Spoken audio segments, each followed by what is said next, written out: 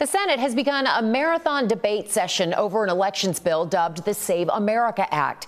President Trump has been pushing for the legislation, claiming it's needed to prevent cheating. But Democrats argue it's really about voter suppression. Erica Brown has more from Capitol Hill.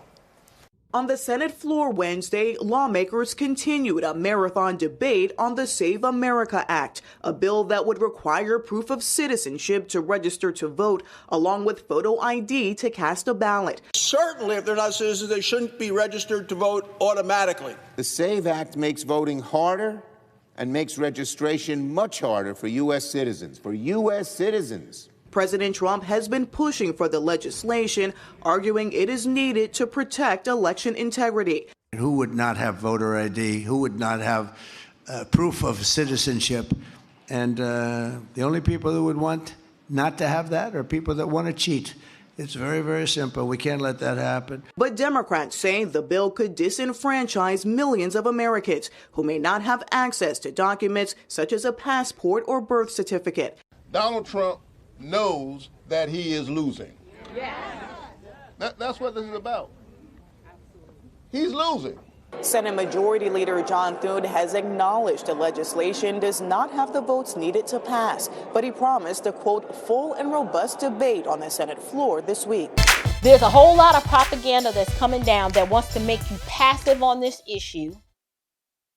We can't even get the SAVE Act passed right now because of weak Republicans and at this point crazy and deranged Democrats who want to keep ICE from polling and voting stations and all the other places where you're like, why would you be concerned about legals at the polling place if they don't vote? They won't even fund the government over this issue. I have travel planned in 9 days. TSA, I have friends that are not being paid right now because of these darn Democrats. There's not much hope TSA workers will get paid anytime soon. Democrats sent the White House their latest offer Monday night to end the stalemate on Homeland Security funding. It reportedly does not offer meaningful change from the positions and demands that have gridlocked the money. Democrats say they want to pay TSA, but they're not willing to fund ICE. ICE being able to wear masks, to be able to pull people out of their cars and throw them to the ground, to be able to gas little babies, and to be able to shoot people in broad daylight with no accountability, that is not helping reduce lines at the airport. We want to reduce lines at the airport, then let's fund TSA, and Democrats are willing to do that. But we are not willing to fund ICE until there are significant changes made. Meanwhile, hundreds of TSA workers have quit, others have taken time off, and passengers are paying the price, waiting in airport security lines that stretch an hour or more.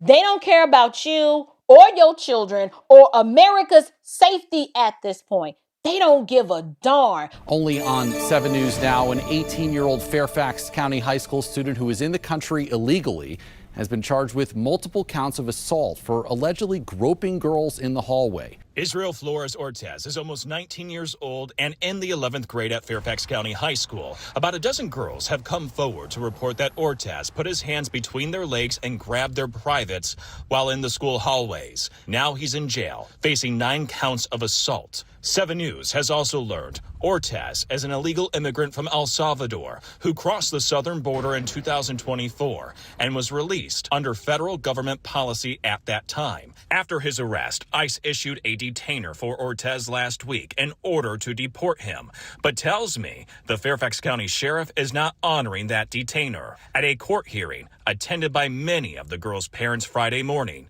Ortez's attorney requested he be let out on bail. The prosecutor from Fairfax County Commonwealth's Attorney Steve Descano's office agreed. But the judge did not. After reviewing the surveillance video from the school district and in spite of the prosecutor supporting his release, the judge felt that the bail request did not properly address the public safety. The parents were relieved because they say they'd been told Ortez would be allowed back in school if he were released. But that's just one of the issues that has these moms mad at the school district. They have attempted to sweep it under the rug.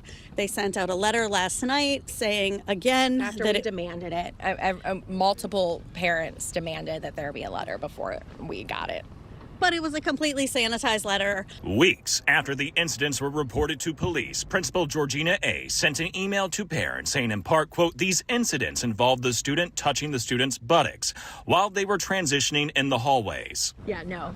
I would not be here for butt slapping. I would be upset about that, but this wouldn't be my second day this week here at the courthouse for that. It was a clear violation that he put his hand in between my daughter's legs, and the butt was actually the last thing that he touched. The parents also told me the principal downplaying what happened has only created more problems. They don't give a darn, because if they did, in this situation, they would have notified the parents.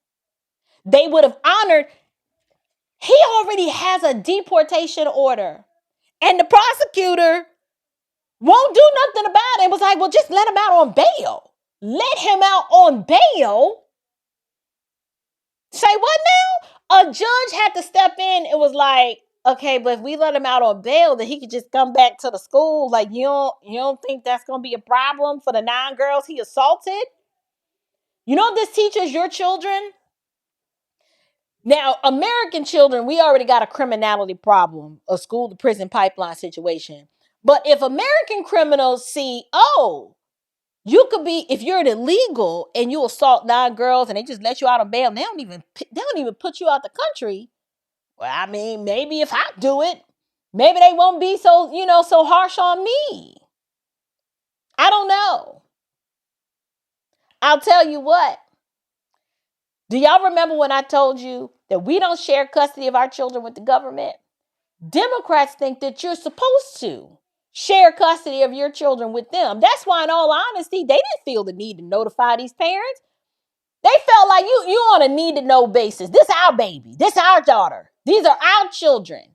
Your daughter being violated in school by an illegal, it wasn't important enough for them to tell you about it because that's y'all's child. And as long as one of y'all knew, that's good enough, right? When we think about it, if you inadvertently and subconsciously are sharing custody of your children with the state, so it's you and the state, y'all ain't married. Well, some of y'all are in terms of wanting the government to give you free stuff. You are married to them.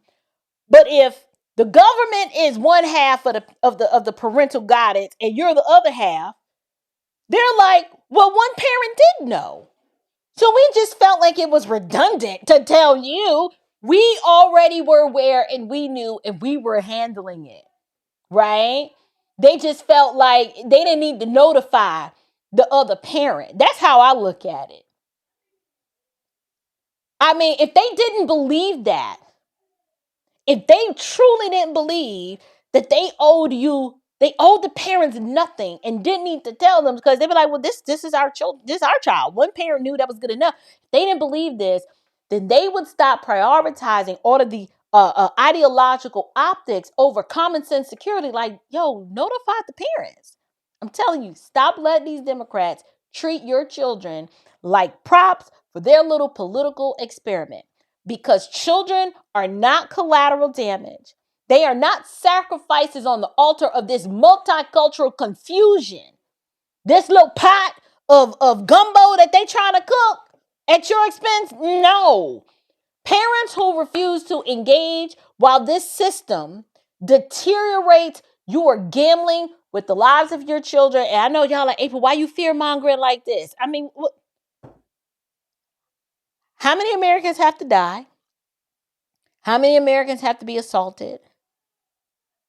How much fentanyl need to come through the border? And how much schmex trafficking has to take place before you get the memo that this is a problem? Here's the blunt truth. If a school system will hide serious safety concerns from you for 2 weeks, the school system's already told you what it thinks about your role.